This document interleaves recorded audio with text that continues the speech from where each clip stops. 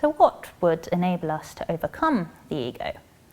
How is it, according to Murdoch, that we might become morally better?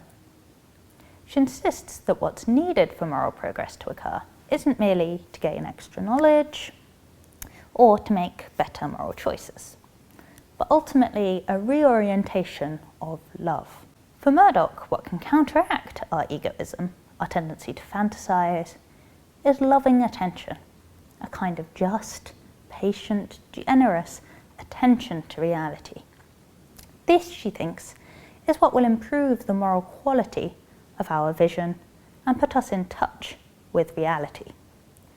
Love, she insists, is a central concept in morals, and that is because, at least at its best, it draws us out of ourselves towards the world, towards the object of love, overcoming our habitual tendency to turn inwards.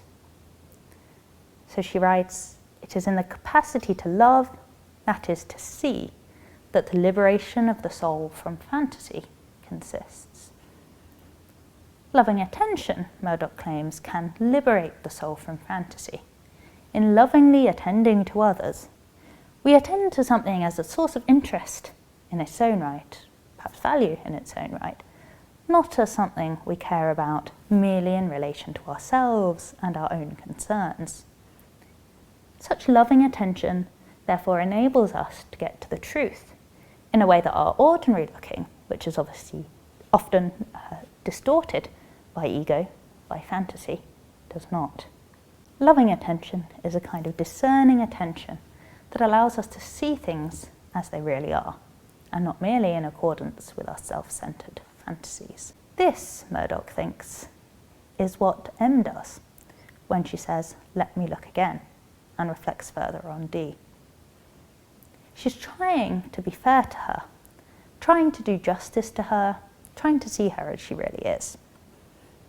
In short, M is trying to properly, adequately understand D, and that, Murdoch thinks, is an exercise in loving attention, in setting the ego aside and really coming to grasp the reality of another individual.